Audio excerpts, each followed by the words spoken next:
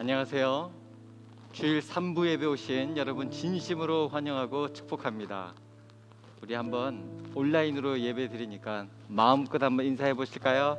안녕하세요. 안녕하세요. 반갑습니다. 너무 아쉬운데 또 이런 날이 오고 말았습니다. 하지만 우리가 또 온라인으로 또 예배 드릴 수 있음에 또 감사하고 또 오늘 이 자리 또 사모하는 마음으로 섰습니다. 아마 2부 예배를 드리시고 또 우리 교우들 중에는 혹시 또 이동하면서 차 안에서 또 혹시 영상을 보실 수도 있고요. 또 3부 예배 드리기 위하여 미리 여러 가지 일을 다 하시고 또 집에서 또 편안하게 또 집중해서 예배 드리시는 분도 계시고 또 때마침 또 바깥 일로 또 생업을 위해서 그 자리를 지켜야 되는데 또 혹시 직장에서 예배 드리시는 그런 분들도 계실지 모르겠습니다. 그러나 혹시 허락한다면 정말 마음껏 이제는 안전한 또 가정과 또 예배의 자리니까 또 우리가 힘차게 또 예배 드릴 수 있으면 더 좋겠습니다. 지금 코로나 때문에 현장에서 예배 드릴 때는 또 침이 틀까봐 또 아멘 할렐루야를 또 좀 절제하셨다면 이제 집안에서 예배 드리는데 온라인인데 어떻습니까? 우리 찬양할 때 마음껏 할렐루야 아멘 우리 한번 외치면서 또 우리 이순영 목사님 그리고 우리 프로스키네와 함께 찬양할 때에 주님의 그 놀라운 은혜와 기쁨이 넘치는 그런 자리 될 줄로 믿습니다. 비록 이 온라인 하니까요 기도 제목이 더 다양해지고 풍성해졌습니다. 하나님 이 예배 과정이 잘 송출될 수 있도록 하나님 도와주세요. 이런 기도를 지금 많이 드리고 왔습니다. 방송 사고 나지 않도록 음향이 잘 전달되도록 또 하나님 또 우리 사람들 또 그건 기계를 다루시는 분들 뿐만 아니라 이 모습이 잘 전달되도록 도와주세요. 여러분들도 또 기도해 주시고 또 오늘 예배 드릴 때 정말 주님을 향한 우리의 열정, 우리의 예배에 대한 감사 우리 정말 오늘 충만하게 나누는 이 시간 될 수 있도록 성령께서 기름 부어주시기를 간절히 사모하며 우리 찬양하며 주님께 나아가겠습니다.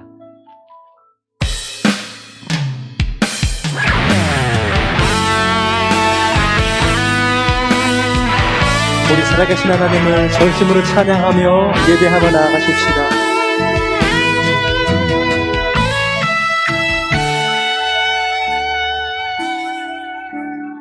예수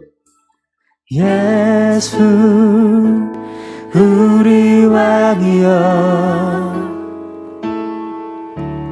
이곳에 오소서 보좌로 주여 임하사 찬양을 받아 주소서 주님을 찬양하오니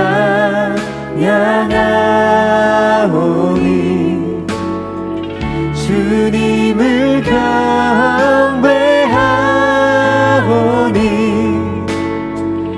왕이신 예수여 오셔서 좌정하사 다스리소서.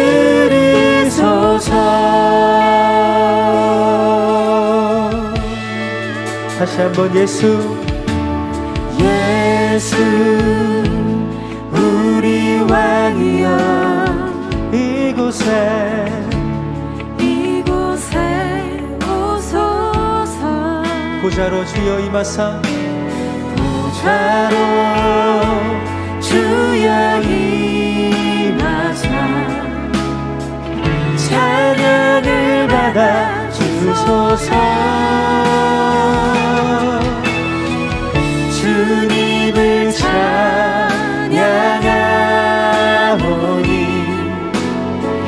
주님을 경배하오니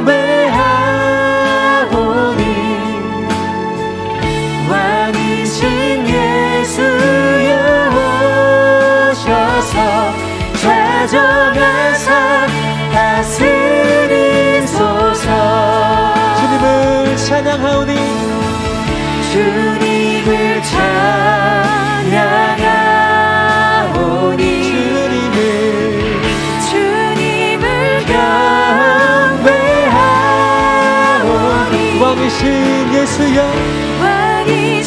예수여 오셔서 좌정하사 다스리. 마지막으로 한 번 더 선포합니다. 주님을 찬양합니다. 주님을 찬양하오니 주님을 경배하오니 왕이신 예수여 오셔서 좌정하사 다스리소서. 자정하사 다스리소서. 좌정하사 다스리소서. 할렐루야. 주님, 오늘 예배를 드리는 모든 것 가운데 자정하사 임재하시고 주님 우리를 다스려 주옵소서. 아멘. 주님을 찬양합니다. 우리 함께 박수하며 우리와 함께 하시며 이 예배 가운데 동행하시는 주님을 높여드리며 찬양하며 나아가십시다.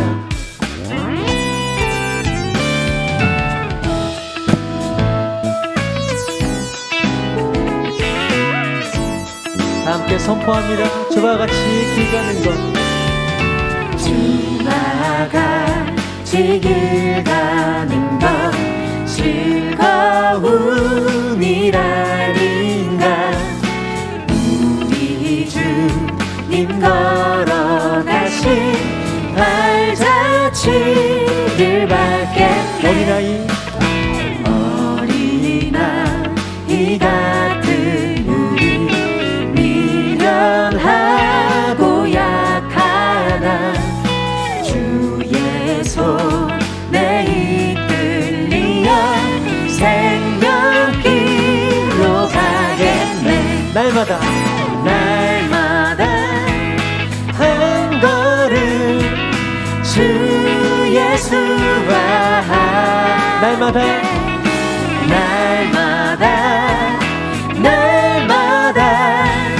우리 걸어가리.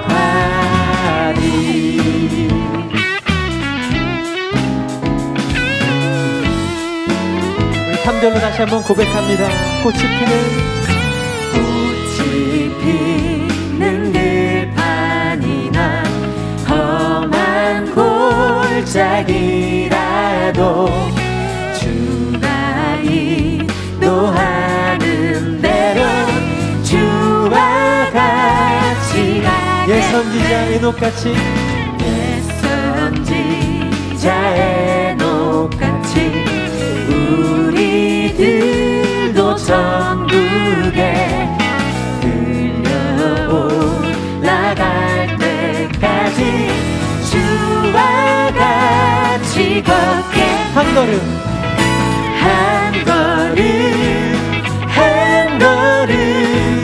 주 예수와 함께 날마다 우리 걸어가. 한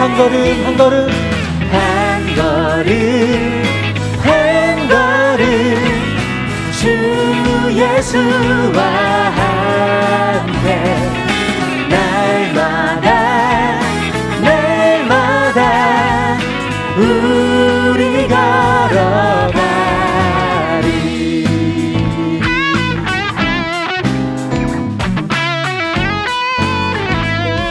우리 다시 한번 한 걸음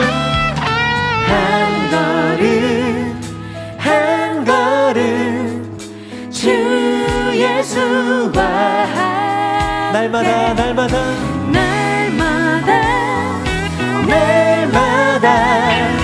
우리 걸어가. 한 걸음 주 예수와 함께 날마다 우리 걸어가리.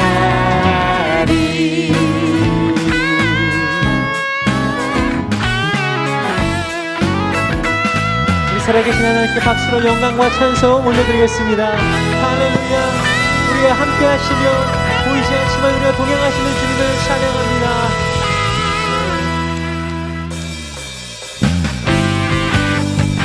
우리 계속해서 박수하며 왕의 왕 주가 되신 주님을 찬양하며 하십시다.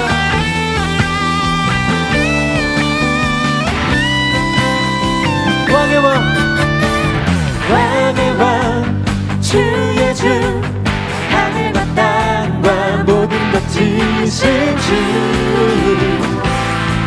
영광 돌리네 주 여호와 하나님 귀하신 평강의 왕 전능의 주 영광 돌리네 주께 영광 주께 영광 주께 영광 주께 영광 전능하신 주께 영광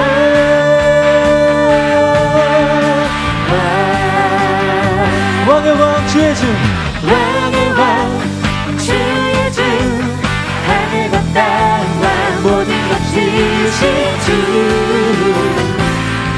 영광 돌리네 주 여호와 하나님 귀하신 평강의 왕 귀하신 평강의 왕 전능의 주 영광 돌리네 주께 영광 주께 영광 주께 영광 주께 영광 주께 영광 전능하신 주께 영광 다시 한번 왕의 왕 주의 주 왕의 왕 주의 주 하늘과 땅과 모든 것 지으신 주 영광 돌리네 주 여호와 하나님 귀하신 평강의 왕 전능의 주 영광 돌리네 주께 영광 주께 영광 주께 영광 주께 영광 주께 영광 주께 영광 전능하신 전능하신 주께 영광 주께 영광 주께 영광 주께 영광 주께 영광 주께 영광 주께 영광 주께 영광 우리 목소리로만 주께 영광 주께 영광 주께 영광 주께 영광 주님께 영광을 주께 영광 주께 영광 다 함께 주께 영광 주께 영광 주께 영광 주께 영광 주께 영광 주께 영광 주께 전능하신 주께 영광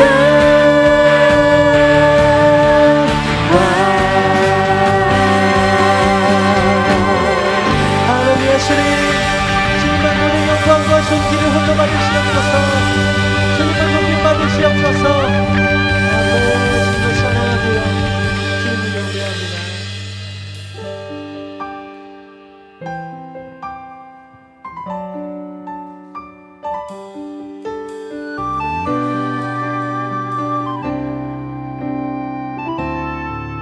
이곳에 생명샘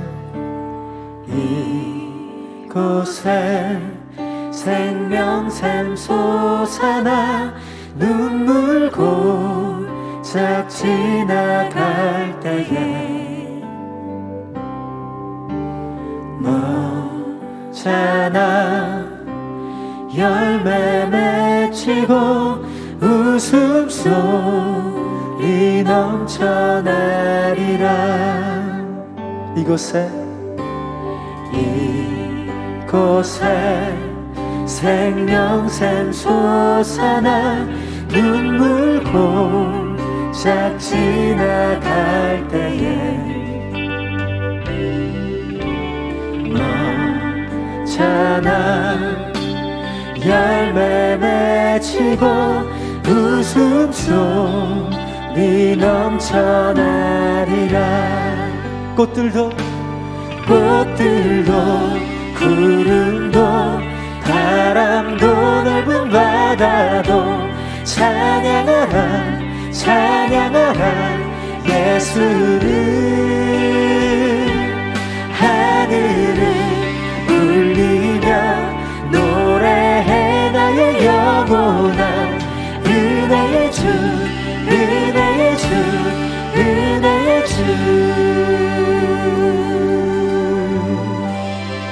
그날의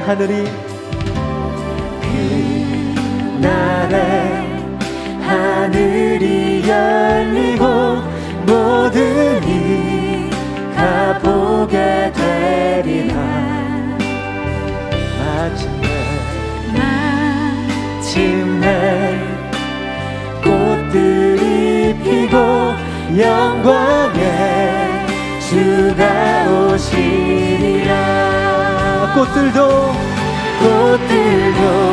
구름도 바람도 넓은 바다도 찬양하라 예수를. 하늘을 울리며 노래해 나의 영혼아. 은혜의 주 꽃들도 구름도 바람도 넓은 바다도 찬양하라 예수를. 하늘을 울리며 노래해 나의 영혼아. 은혜의 주 꽃들도 우리 마지막으로 한번 더 선포합니다. 꽃들도 구름도 바람도 넓은 바다도 찬양하라 예수를. 하늘을 울리며 노래해 나의 영혼아. 은혜의 주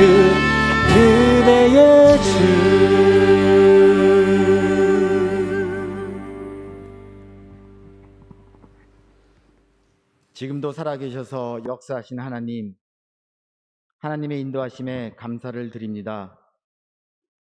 코로나19로 전 세계가 어려움에 처해 있고 우리나라도 예외 없이 바이러스의 확산으로 가정에서 온라인 예배를 드리는 것이 우리의 현실이 되었습니다. 하나님, 이 상황에서 우리가 낙담하거나 위축되지 않고 주님만이 우리의 희망임을 믿고 주님을 더욱 의지하며 나아가기를 원합니다. 가정이든 일터든 교회든 어느 곳에서나 어떠한 상황에서도 하나님께서 부르신 곳에서 신령과 진정으로 예배하게 하시고 때를 얻든지 못 얻든지 기도하게 하시고 찬양하게 하시고 말씀으로 강건하기를 원하며 하나님과의 관계의 끈을 놓지 않게 우리를 붙들어 주시옵소서. 어느 곳에서나 함께 하시는 하나님, 지금 우리 사회가 매우 혼란스럽습니다. 지금 우리가 생각하고 말하고 행동하는 것이 하나님이 기뻐하시는 일인지 분별하게 하시고 우리의 유익을 추구하거나 우리를 드러내지 않고 하나님의 뜻을 따르며 하나님이 이루고자 하시는 하나님의 나라를 소망하면서 살기를 원합니다. 가이사의 것은 가이사에게, 하나님의 것은 하나님에게 바치라 하시는 주님의 말씀에 순종하는 믿음이 있기를 원합니다. 세상과 구별되고 분별할 수 있는 지혜를 우리에게 허락해 주시기를 기도합니다. 예수님의 사랑을 전하고 낮아지며 이웃을 섬기는 진정한 믿음의 자녀들이 되기를 원합니다. 하나님, 우리의 믿음이 회복되게 하시고 하나님이 만드신 창조의 질서가 회복되게 하시고 특별히 예배가 회복되기를 간절히 원하고 기도합니다. 종암의 교회와 교인들의 안전을 위해서 기도하면서 교회 곳곳을 소독하고 수도가시는 손길이 있습니다. 하나님, 그 노고를 기억해 주시고 방역과 환자를 치료하시는 방역 관계자와 의료진들을 선하게 인도하셔서 방역이 잘 되고 코로나19가 확산되지 않도록 해주시고 치료받는 환자들이 잘 회복되어지기를 기도합니다. 오늘 말씀을 선포하시는 목사님께 성령의 두루마리를 입혀주셔서 전하시는 하나님의 말씀이 우리들에게 생명의 양식이 되게 해주시고 오늘의 예배가 가정에서 드리는 랜선 예배이지만 예배에 집중할 수 있게 예배 환경을 다스려 주시고 예배 드리는 한 사람 한 사람의 마음에 함께 해 주셔서 하나님의 임재를 깨닫는 은혜를 주시옵소서. 찬양과 반주와 방송으로 예배를 섬기는 모든 예배자들에게도 같은 은혜를 부어 주시옵소서. 이 모든 말씀 예수님의 이름으로 기도드립니다. 아멘.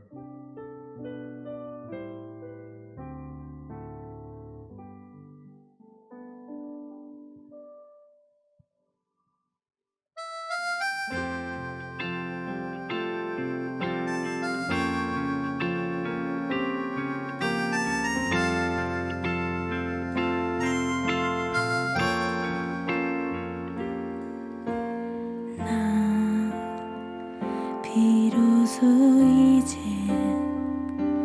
깊고 넓은 바다가 안다. 두려움에 떨고 있는 내 손을 주는 결코 놓치지 않으셨다. 나 비로소 이제 높은 물을 뚫고 간다. 비바람에 흔들리는 나 약한 나를 잡아주시는 그분은 나의 주님. 주 나를 놓지 마소서. 이 깊고 넓은 바다에 홀로 내 삶의 항해의 끝이 되시는 주님이시여.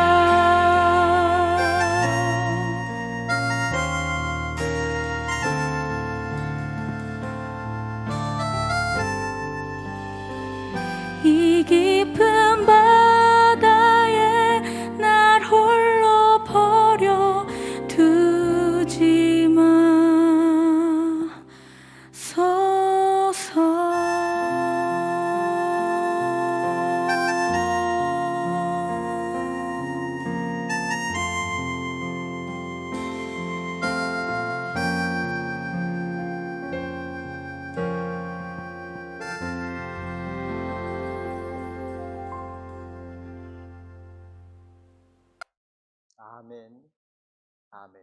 귀한 찬양 감사합니다. 사회적 거리두기 2단계 강화 지침에 따라 본교회도 모든 예배를 8월 31일까지 온라인 예배로 전환합니다. 2020년 교육부 온라인 여름 성경학교가 오늘까지 진행됩니다. 많은 기도 부탁드립니다.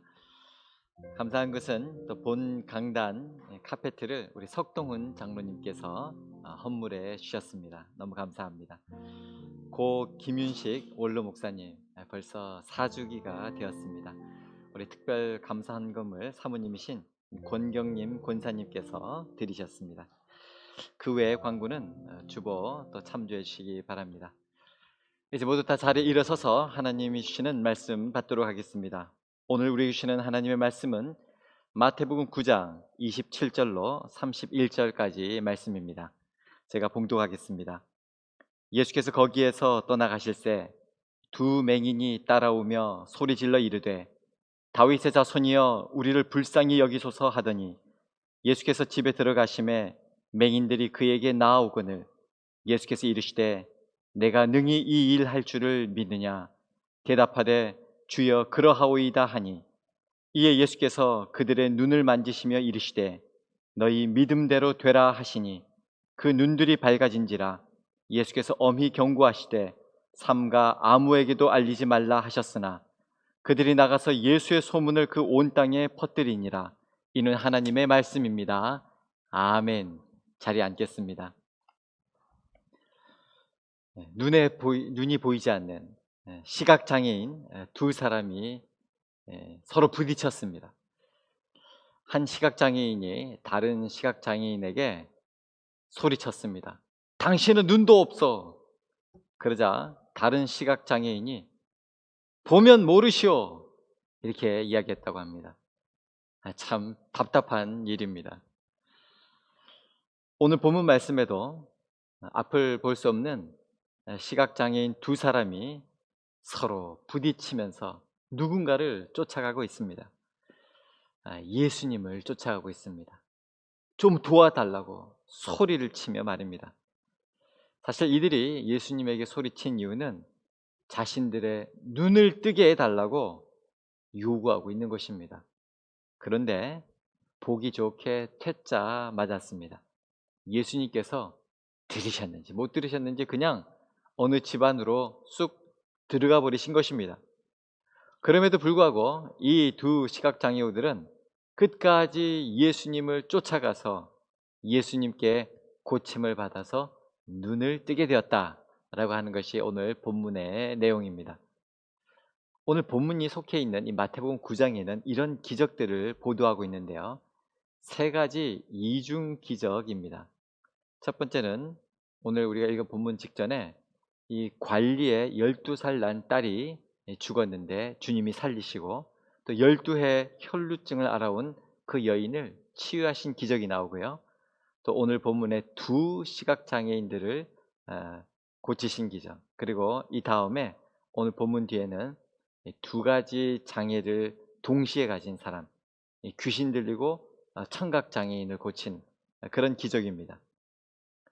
이렇게 마태복음은 우리 예수님께서 고치시고 치유하시는 이 현장을 많이 보도해주고 있습니다. 제가 어릴 때 땜쟁이 아저씨라고 있었는데요. 가끔 동네 골목에 들어오십니다. 이 땜쟁이 아저씨가 이 작은 공터에 자리를 잡고 휴대용 이 풀무불에 피우기 시작하면 이제 동네 사람들이 구멍 났던 냄비나 솥 등을 가지고 옵니다.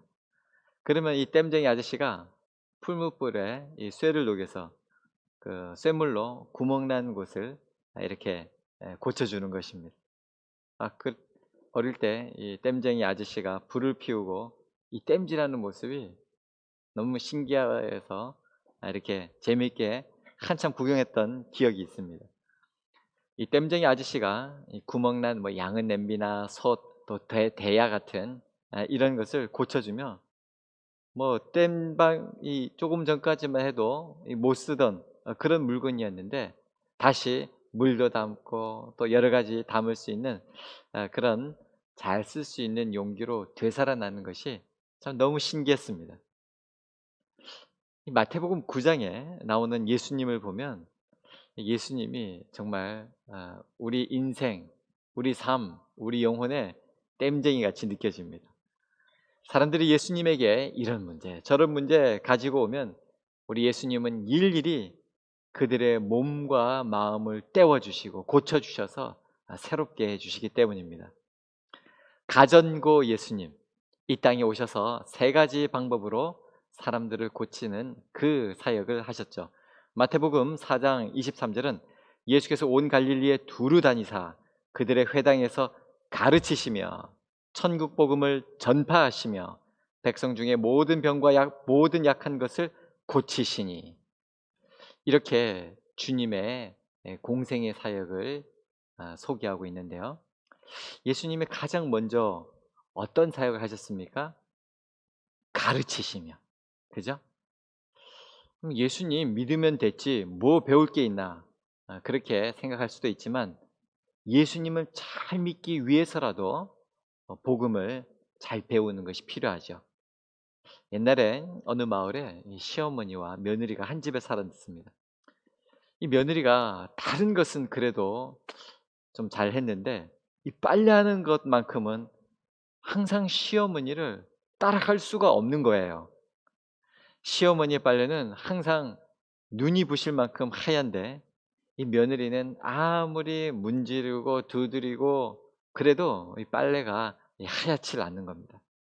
이상하게 생각한 며느리가 이 시어머니가 이 빨래하는 모습을 유심히 살펴보았습니다. 그런데 뭐 특별히 뭐 다른 것은 찾아볼 수가 없었습니다. 하루는 시어머니에게 가서 어머니 빨래 어떻게 하시고 이렇게 하얗게 되나요? 여쭤봤지만 시어머니가 별 신통한 대답은 주시지 않았습니다. 세월이 흘러 시어머니가 이제 세상을 떠날 때가 되었습니다. 시어머니가 이제 막 숨을 거두기 직전 호흡이 가늘어지는 그 모습을 보며 며느리가 마지막까지 간병하고 간호하다가 갑자기 빨래 생각이 나는 거예요.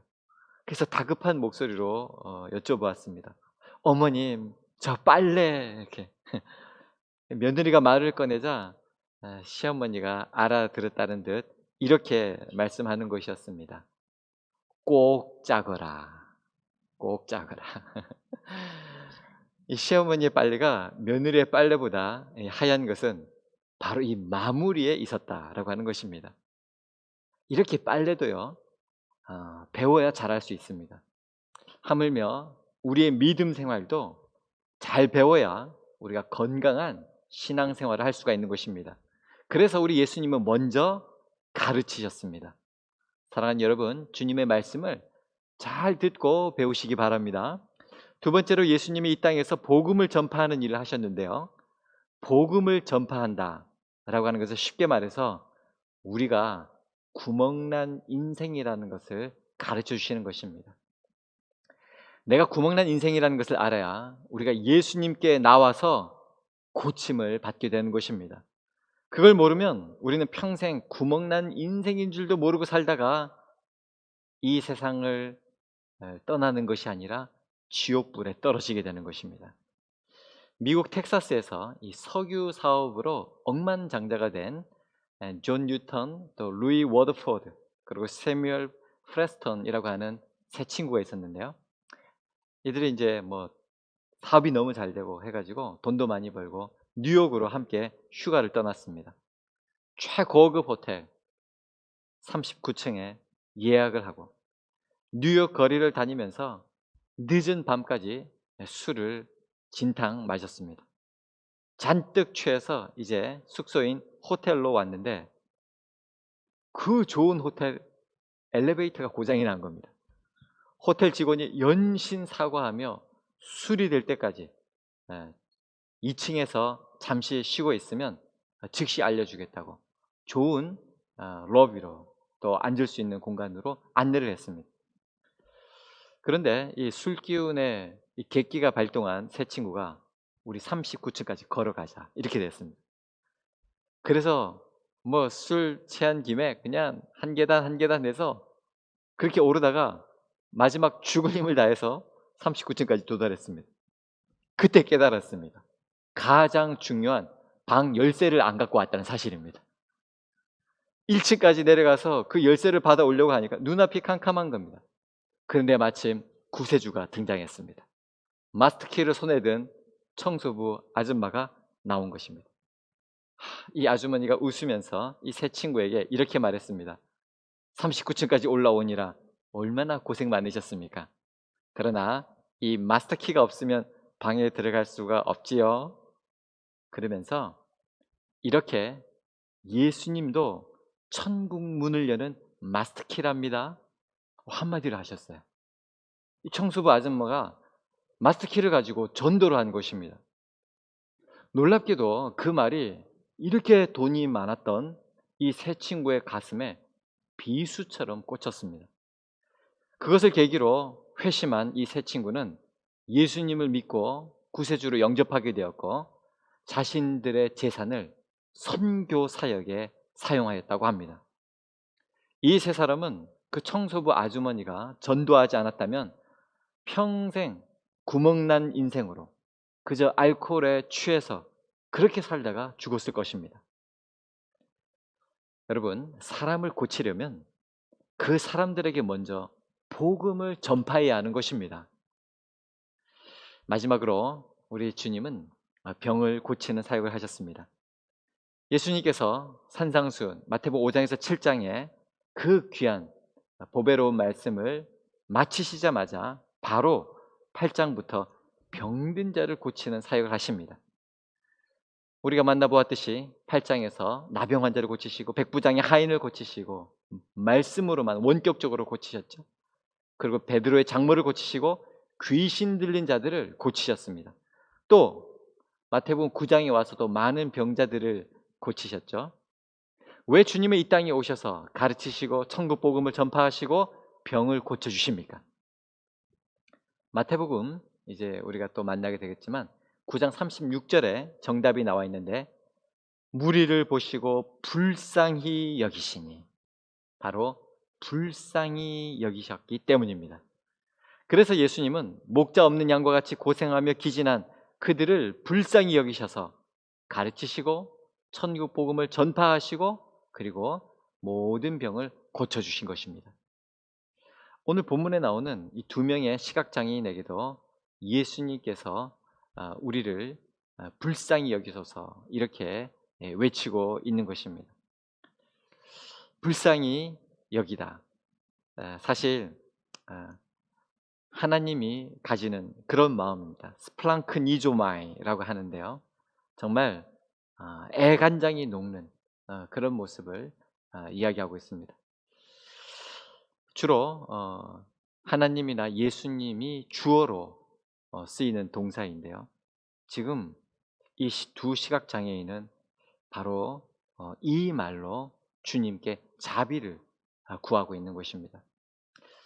스플랑크니조마이라고 하는 이 말, 요즘 말로 표현하면 가슴앓이라고 하면 좋을 것 같은데요.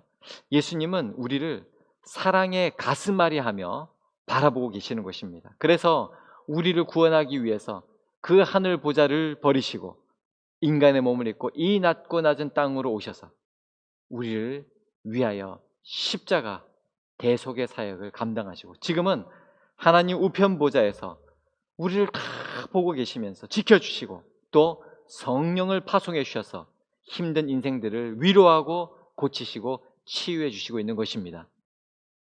그런데 오늘 본문 말씀에서 뜻밖의 두 시각장애인이 우리를 불쌍히 여기소서 이렇게 외치고 간구하고 있는데, 그런데 우리 예수님이 뒤도 돌아보지 않고 그냥 집으로 훅 들어가 버리십니다. 너무나도 생소하고 너무나도 낯설고 예수님에게서 찾아볼 수 없었던 냉랭함마저 느껴지는 정도입니다. 왜 예수님은 오늘 이렇게 불쌍히 여겨주시지 않았을까요?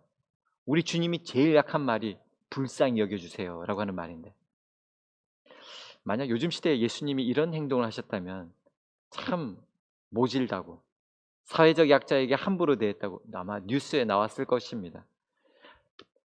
비장애인에게 이렇게 해도 뭐 말이 나올 법한데, 예수님은 자신을 향하여 우리를 불쌍히 여기소서라고 외치는 시각장애인들에게 대답도 안 하시고 집에 들어가 버리신 것입니다. 예수님은 왜 이 두 시각장애인에게 이렇게 행하신 걸까요? 우리 예수님은 이 두 시각장애인을 무시해서가 아니라 오히려 예수님은 그 두 시각장애인과 더 친해지고 싶어서 이렇게 하셨습니다. 많은 사람들 막 군중 속에서가 아니라 조용히 집에서 이 두 시각장애인으로 하여금 예수님을 믿는 믿음의 자리로 지금 초청하고 계신 것입니다. 오늘 보면 28절의 말씀입니다.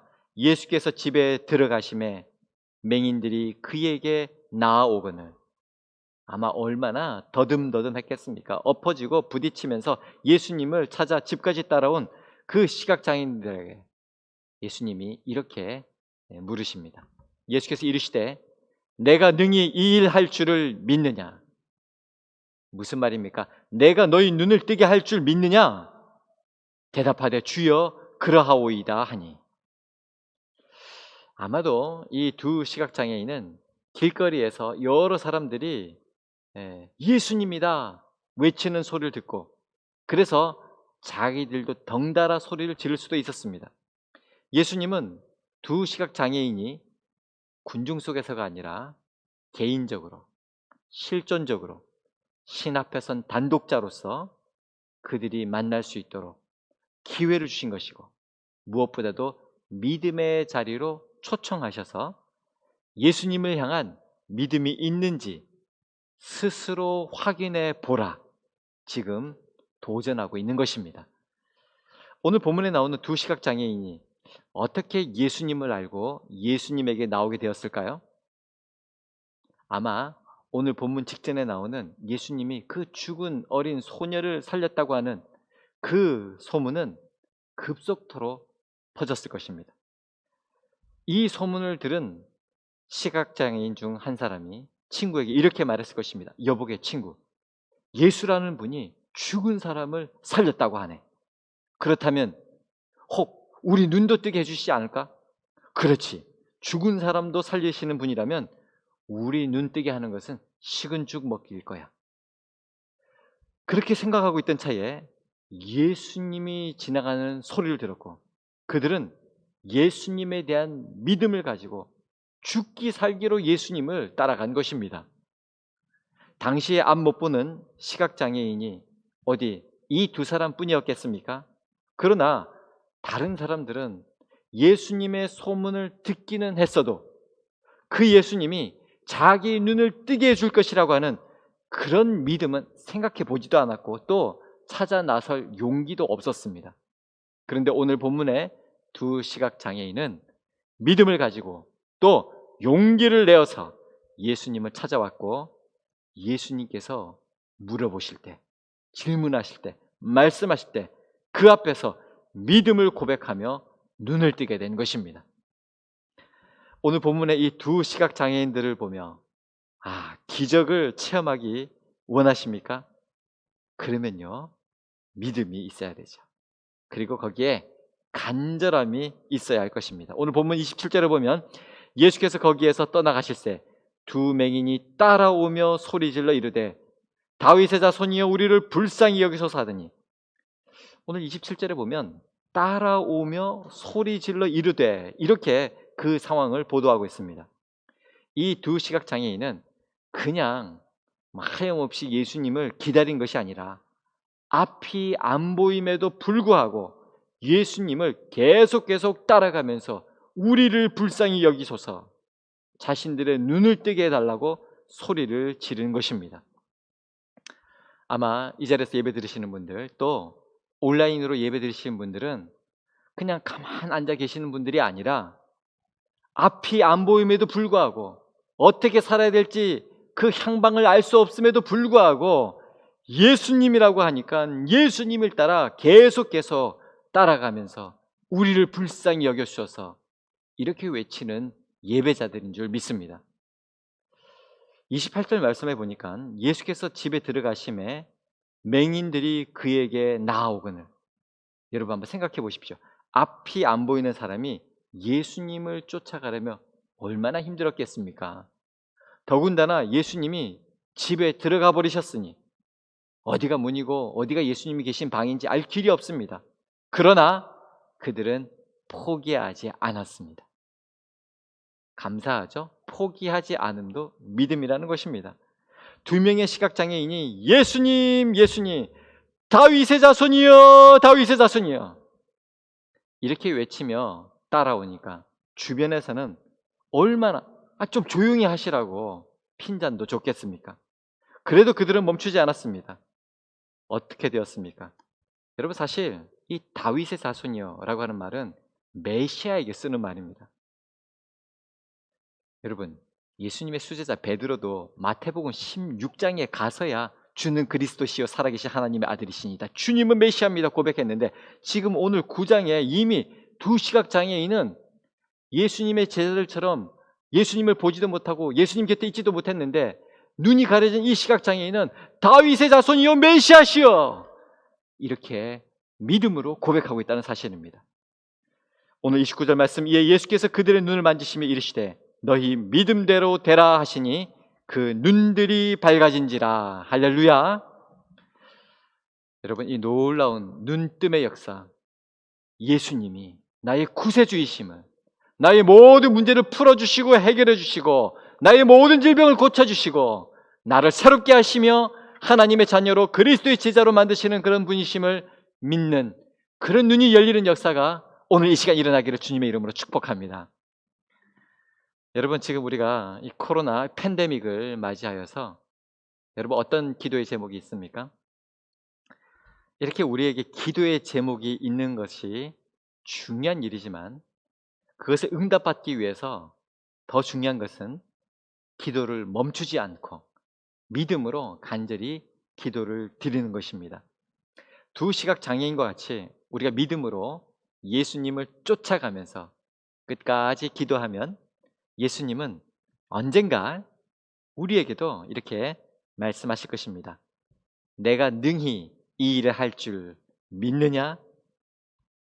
그때 우리는 이 시각장애인들처럼 예수님에게 주여 그러하오이다 이렇게 대답해야 할 줄로 믿습니다.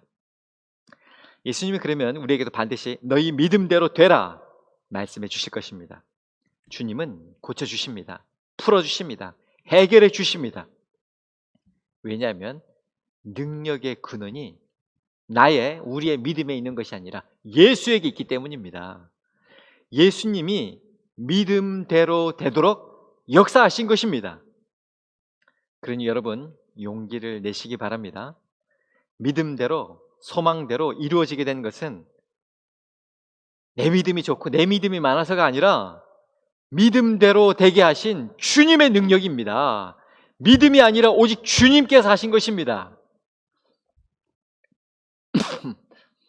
그래서 제가 오늘 정말 나누고 싶은 말씀은 이 시각장애인이 믿음으로 기적을 체험했다가 아니라 기적을 체험한 시각장애인이 어떻게 되었는가, 어떻게 변화되었는가, 저는 여기에 더 관심이 있습니다.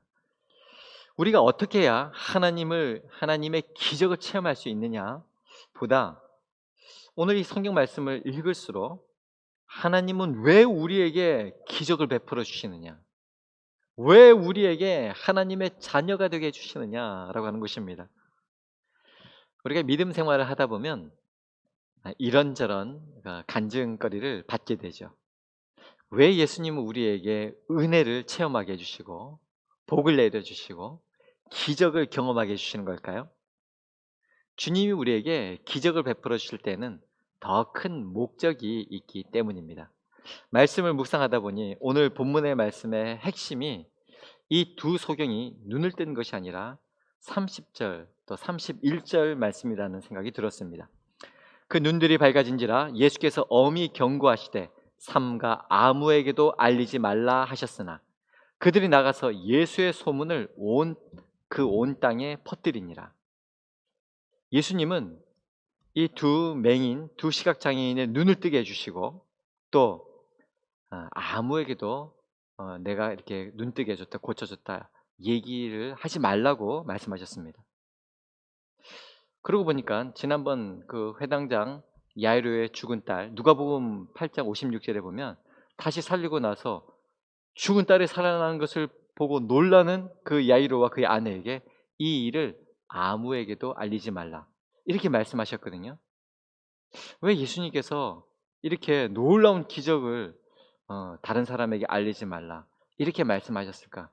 많은 학자들은 그냥 이렇게 추론합니다. 이 당시 유대인들은 메시아가 나타나서 그들을 지금 이 로마 제국의 압제로부터 자기 조국을 독립시켜줘서 정치적인 메시아를 기다리고 있었다는 것이죠. 그런데 예수님은 이스라엘을 다만 이 로마 제국으로부터 해방시키기 위해서 온 것이 아니라 십자가에서 우리의 모든 죄를 사해 주시고 우리의 죄의 빚을 탕감해 주시기 위해서 오신 것이기 때문에, 그런데 예수님이 이런 기적이 행했다는 것을 자꾸 알려지면 군중들로부터 이런 정치적인 메시아로 추앙을 받아서, 그렇게 되면 우리 예수님이 정치적인 인물로만 부각이 되어서 구원자, 구세주로서의 사명을 감당하는데 방해가 될 수가 있기 때문에 이렇게 말씀하셨을 것이다, 이렇게 이야기들을 합니다. 그래서 예수님은 다른 사람에게 알리지 말라고 했다는 것이죠. 그렇다면 그 말을 들은 이 눈을 뜬 두 사람이 예수님의 말씀에 잘 순종했습니까? 그렇지 않습니다. 31절을 보면 그들이 나가서 예수의 소문을 그 온 땅에 퍼뜨리니라, 이렇게 기록하고 있습니다. 이 두 사람은 예수님의 말씀을 거역하였습니다. 소문내지 말라고 했는데도 불구하고 두 사람이 온 동네에 다니면서 그 온 땅에 퍼뜨렸던 것입니다. 여러분, 만약에 저와 여러분이 이 눈을 뜨게 된 이 기적의 주인공들이었다면, 내가 앞을 보지 못하는 사람인데 보게 되었다면, 그러면 어땠을까요? 여러분, 가만히 그냥 있을 사람이 세상에 어디 있겠습니까? 우리도 분명히 만나는 사람마다 저 아시잖아요, 저 눈 못 보던 제가 이렇게 보게 됐어요, 예수님이 해주셨어요. 얼마나 정말 다니는 곳곳마다 예수님의 그 놀라운 기적에 대한 이야기를 전했을 것입니다. 이 기적을 체험하면 못 말리는 사람이 되는 것입니다. 아무리 말리고 말려도 예수님이 나의 눈을 뜨게 해주셨다고 이렇게 외치는 사람이 되는 것이죠. 이 운동에 관심이 있으신 분들은 이 88 서울 올림픽 때 우리 탁구 여자 복식 경기에서 금메달을 딴 선수, 지금 감독도 하고 있는 현정화, 또 누굽니까? 양영자 선수 기억하실 겁니다. 이 양영자 선수는요, 믿음이 좋아가지고 그래서 현정화 선수뿐만이 아니라 그 주변에 많은 선수들, 많은 사람들을 전도한 분으로 더 유명하게 되었습니다. 지금은 양영자 선수보다 평신도 선교사로서 양영자 선교사로 더 유명한데요, 어떻게 이 양영자 선수가 이렇게 되었을까? 이 양영자 선수는 초등학교 3학년 때부터 이 탁구를 시작해서 중학교 때 국가대표 선수가 됩니다. 그래서 18살에 세계 탁구 선수권 대회에서 우승을 합니다. 그런데 너무 열심히 하다 보니까 여기 테니스 엘보라고 이 팔꿈치 통증이 너무 심하게 왔는데, 어느 정도로 왔냐면 더 하게 되면 잘못하면 선수 생활을 이제 마감해야 되는 이런 상황까지 갔습니다. 이렇게 약을 써보고 주사도 맞아도 그때뿐이고 되지를 않아가지고 너무나도 낙심이 되는데, 주변에 기도원에 가서 기도하라 이런 이야기를 듣고서는 물에 빠진 사람 지푸라기라도 잡는 심정으로 기도원에 가서 하나님, 저를 불쌍히 여겨주세요, 저를 고쳐주세요, 저에게 한 번만 기회를 주세요, 이렇게 간절하게 기도를 했다고 합니다. 이렇게 기도원에서 금식 기도하던 중에 그녀가 예수님을 영접하고 그래서 은혜를 체험하게 됩니다. 그리고 나서 약으로도 못 고치던 병을 고침을 받습니다. 더 감사한 것은 그녀가 하나님의 기적을 체험하고는 삶의 가치관이 완전히 바뀌었다는 것입니다. 그동안 탁구를 통해서 개인과 그리고 가정 그리고 국가의 명예와 위상을 높이는 것이 목적이었는데 이제는 탁구를 통해서 주님의 이름, 하나님의 이름을 높이는 것으로 사는 것이 그의 목표가 되는 완전히 바뀌는 삶이 된 것입니다. 이런 삶으로 그가 열심히 운동을 하는데 너무 무리했는지 간염을 또 앓게 됩니다. 이 엘보는 나았는데 이 간염이 그녀를 다시 괴롭히기 시작한 것입니다. 아시다시피 간염 환자는 이 전염이 될 수 있기 때문에 다른 사람과 합숙 훈련을 못하게 됩니다. 그래서 국가대표 그 팀 훈련에서 제외가 됩니다. 그런데도 이 양영자 선수가 좌절하지 않고 선수촌 바깥으로 가서 믿음으로 기도하면서 열심히 훈련을 감당합니다. 그렇게 했는데 86 그때 아시안게임 먼저 하지 않았습니까? 국가대표 최종 선발전에서 당당히 우승하면서 국가대표가 되고 이 현정화 선수와 한조가 되어서 그 당시 최고의 만리장성의 벽 중국 선수들과 대결해서 우승을 하게 됩니다. 그런데 안타까운 것은 이 양영자 선수 간염이 더 악화가 되어서 88 올림픽에는 출전 못하는 그런 상황까지 되어버렸습니다.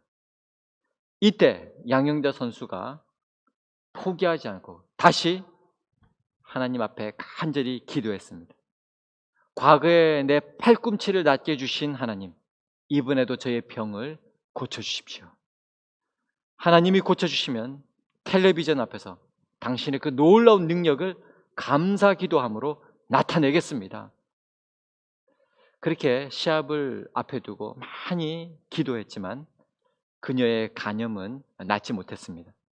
그러나 매 시합 때마다 그녀는 하나님께 영광 돌리게 해달라고 기도했습니다. 결국 양영자 선수는 현정화 선수와 올림픽 결승까지 진출하게 되었고 역시 당시 최고의 선수들인 중국 선수들과 결승에 붙게 됩니다. 어떻게 되었습니까? 이겼습니다. 그때 두 사람이 우승 결정이 되는 그 순간 무릎을 꿇고 감사의 기도를 드렸습니다. 제가 이 영상을 좀 준비해 달라고 부탁했는데 영상을 한번 보실 수 있으면 보면 이 이야기를 듣고 보면 얼마나 감격스러운지 모릅니다. 여러분 간염이 어떻게 되었을까요? 오히려 올림픽에서 금메달을 딴 이후에 하나님은 그녀가 기도한 대로 깨끗이 고쳐주셨습니다. 이러한 기적을 체험한 양영자 선수는 못 말리는 사람이 됩니다. 가는 곳곳마다 지금 올림픽 금메달 따는 게 아니라 자기를 고치고 자신과 함께 하신 그 예수님을 전했고 나중에는 평신도 선교사로 파송을 받아 복음을 전하는 자가 되는 것입니다. 여러분 운동 이야기가 나왔으니 하나만 더 하면 우리나라에서 유명한 축구 선수가 누굽니까? 박지성. 조금 지났죠? 손흥민. 손흥민. 요즘 선수들이고 일단 축구하면 차범근입니다. 차범근. 네. 하여튼 옛날에는 축구하면 차범근이었는데 이 차범근 선수가 독일에서 선수 생활할 때 이 골을 넣고 나면 꼭 이 기도하는 세레머니로 유명했죠. 그 축구 감독 하실 때도 이 차범근 장로님이 시합 전에 이 벤치에 앉아서 기도하는 모습을 볼 수 있었는데요. 이렇게 차범근 선수는 많은 사람들이 지켜보는 가운데서도 기도하는 사람이 되었습니다. 어떻게 해요? 이 책에 보니까 오래전에 그 책에 차범근 선수가 무릎이 좋지 않아서 선수 생활을 못할 그런 위기가 있었는데 당시 유명했던 한월산 기도원의 그 이천석 목사님 그 안수기도를 받고 무릎이 낫는 기적을 경험하게 됩니다. 이천석 목사님 우리 여기 오기 전에 성복 중앙교회 원로 목사님이시잖아요. 우리랑도 가까운데 축구 선수가 다리가 무릎이 좋지 않다. 이거는 말도 안 되는데 축구 선수에게 생명과 같은 다리를 고침받았으니 얼마나 감격이 컸겠습니까? 이거는 명백하게 하나님이 고쳐주심을 체험한 겁니다. 그 이후로 차범근 선수도 못 말리는 사람이 되었습니다. 그래서 그 분데스리가에서 뛰면서 골을 넣을 때마다 기도하면서 하나님께 영광을 돌리게 되었고 하나님이 주신 그 은혜를 잊지 않고 감사드렸던 것입니다. 여러분 이렇게 은혜를 체험하게 되면 못 말리는 사람들이 됩니다. 오늘 본문의 이 두 시각 장애인도 예수님의 기적을 체험하자 못 말리는 사람이 된 것입니다. 못 말리는 사람들, 다른 말로 뭐라고 합니까? 예수쟁이. 옛날 어른들은 교회 다니는 사람들을 비하해서 예수쟁이라고 불렀는데, 저는 이 예수쟁이라는 말이 참 좋습니다. 남들이 비웃든지 놀리든지 나는 예수를 믿겠다라고 하는 멋진 선포와 같아서 예수쟁이라는 말이 참 좋습니다. 제가 우리 종합교회 이 성북구를 와서 보니까 생각보다 큰 절이 많은 것을 보고 깜짝 놀랐습니다. 내가 길상사는 옛날부터 알고 있었는데 진각종, 어마어마한 종이 있는 거예요. 절이 우리 성북구에. 우리 개운산 여기 옆에 개운사도 대단하더라고요. 보문사, 경국사, 정각사, 절들이 얼마나 많은지 깜짝 놀랐어요. 야, 이 성북구가 원래 절터였구나. 절간이 있는 동네구나. 그런데 또 성령께서 눈을 열게 해주시니까 교회들이 많이 보이는 거예요. 훌륭한 교회가 많이 보입니다. 우리 종암교회 같이. 그 이유를 분석해 보니까 믿음으로 신앙생활했던 못 말리는 사람들, 예수쟁이들이 많이 있었던 것입니다. 우리 종암교회가 지금까지 이렇게 유지될 수 있었던 것도 고 김윤식 원로 목사님을 비롯해 교회 수많은 못 말리는 사람들, 예수쟁이들이 있었기 때문이죠. 그렇다면 못 말리는 사람들, 예수쟁이의 특징이 무엇입니까? 바로 예수님을 믿는데 목숨을 건다는 것입니다. 그렇게 예수님을 위해 목숨을 건 못 말리는 사람들, 예수쟁이들이 그분들의 헌신과 기도로 교회가 세워지고 복음이 우리 성북교회 이렇게 전파가 된 것이죠. 바로 예수님은 우리를 예수쟁이, 못 말리는 사람들로 만들기 위해서 우리에게 기적을 베푸시고 또 은혜를 베풀어 주십니다. 죽은 딸 살리시고 12회를 혈루병으로 이런 이중 문제를 고쳐주셔서 새로운 생명을 주신 주님은 오늘 두 시각장애인들을 동시에 고쳐서 새로운 시력을 보게 해주십니다. 흔히 우리가 안 좋은 일들은 겹쳐서 온다 이렇게 이야기하지 않습니까? 머피의 법칙인가요? 그런데 우리 못 말리는 사람들, 예수쟁이에게는 이중 문제는 이중 기적을 체험할 기회가 된다고 하는 사실을 기억하시기 바랍니다. 지금 코로나로 건강도 경제도 우리가 가장 중요하게 생각하는 것 지금 심각하게 타격을 받았습니다. 그래서 많은 사람들이 두려워합니다. 걱정합니다. 염려합니다. 그러나 우리 주님은 여러 가지 문제들을 혹은 문제를 가진 여러 사람들을 동시다발적으로 해결하시고 고치시고 치유하시고 풀어주실 수 있는 주님이심을 꼭 믿으시기 바랍니다. 아멘 하셨나요? 내 믿음이 좋아서가 아니라 나는 비록 약하지만 그러나 예수 권세 많도다. 예수님의 권세가 많으시기 때문입니다. 주님의 능력이 엄청나기 때문입니다. 우리가 이번에 정말 겸손하게 철저하게 낮아져서 섬기면 지금까지 교회가 욕먹은 거 만회할 뿐만이 아니라 세상으로 하여금 정말 주님을 경외하게 될 절호의 기회가 될 수 있음도 우리 기억하십시다.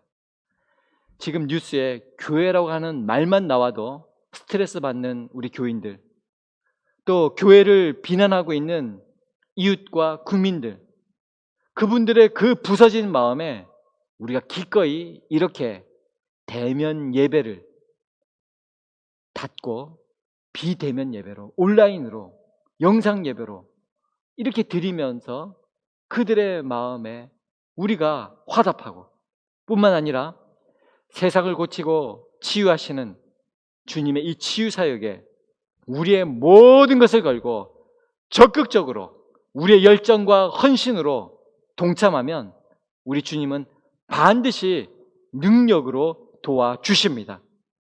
내가 능히 이 일 할 줄을 믿느냐? 조금 도와주고 주님 보고 나온 헌금 좀 걷어주는 그런 정도가 아니야. 네가 진짜 보기를 원하느냐? 너 정말 새 사람 되기를 원하느냐? 너 정말 세상에서 칭찬받고 존경받고 선한 영향력을 끼치는 예수쟁이로 살고 싶으냐? 주님이 이렇게 물으실 때에 주여 그러하오이다.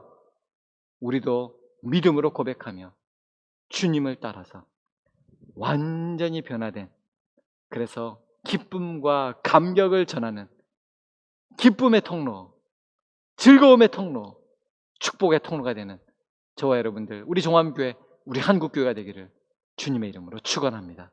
기도하겠습니다. 사랑의 하나님 아버지, 저희가 이 시간 두 시각장애인과 같이 예수님을 끝까지 따르며 우리 마음의 소원을 아뢰고자 하오니 주님, 저희들에게도 불쌍히 여기시고 주님의 기적을 베풀어 주시옵소서. 예배드리는 우리 모두가 주님의 은혜를 체험하여 공동체에게 침을 뱉는 자가 아니라 더 낮아지고 더 겸손해져서 오히려 십자가 지신 주님처럼 침까지 받아내면서도 오직 주님의 사랑을 전하고 주님의 사랑으로만 섬기는 성도 되게 도와 주시옵소서. 예수님이 존귀하게 되신다면야 나는 죽으면 죽으리이다. 주님과 하나님 나라 위에 목숨 바치는 못 말리는 사람들, 예수쟁이가 다 되게 하여 주시옵소서. 우리 생명호흡 붙어있는 그날까지 하나님 나라가 임하도록 땅끝까지 주의 복음을 전파하는 자들 되게 하여 주시옵기를 우리 구주 예수님의 이름 받들어 간절히 기도하옵나이다. 아멘. 이제 모두 자리에 일어서셔서 준비한 예물 하나님 앞에 봉헌하도록 하겠습니다.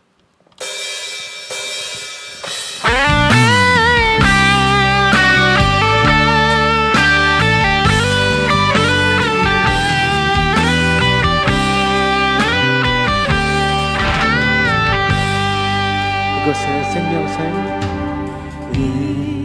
이곳에 생명샘 솟아나 눈물 골짝 지나갈 때에 너잖아 열매 맺히고 웃음소리 넘쳐나리라. 꽃들도 구름도 바람도 넓은 바다도 찬양하라 찬양하라 예수를. 하늘을 울리며 노래해 나의 영혼아 은혜의 주 은혜의 주 은혜의 주.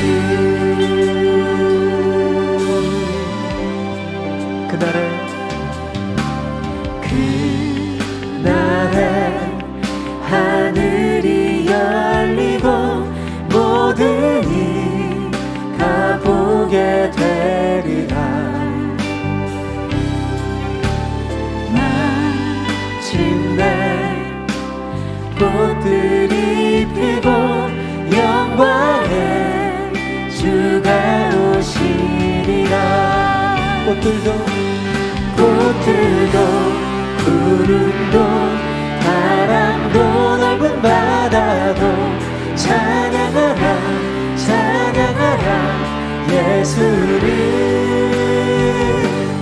하늘을 울리며 노래해 나의 영혼아 은혜의 주 은혜의 주 은혜의 주. 꽃들도 구름도 바람도 넓은 바다도 찬양하라 찬양하라 예수를. 하늘을 울리며 노래해 나의 영혼아 은혜의 주 은혜의 주 은혜의 주. 우리를 위하여 가슴앓이 하시며 그토록 사랑하시는 하나님 아버지, 우리에게 이렇게 예배드릴 수 있는 자리를 허락해 주심을 감사합니다. 코로나가 이렇게 창궐하는 이때에도 사랑하는 주님의 자녀들, 주님의 백성들을 지켜 보호하여 주시고 오늘도 이 예배의 자리에 다시 한번 결단하며 감사로 주님 앞에 이 예물을 올려드립니다. 주님 기뻐 받아 주시옵시고 특별히 병약한 환우들, 그리고 하나님을 알지 못하고 눈이 닫혀 있는 영혼들, 저들을 치유하고 고치고 복음을 전하는데 귀하게 사용되게 주님 도와 주시옵소서. 이 예물을 통하여 하나님 나라가 점점 확장되기를 원하오니 주님 바치는 그 손길에도 축복하여 주시옵시고, 이 예물을 통하여서도 하나님의 아름다운 복음의 역사가 넘쳐나게 하여 주시옵소서. 코로나로 말미암아 너무나도 어려운 상황 가운데 있습니다. 하나님 때를 따라 필요한 은혜를 공급하여 주시옵시고, 세상이 결코 줄 수 없는 평안과 하늘의 신령한 것을 더하여 주시옵소서.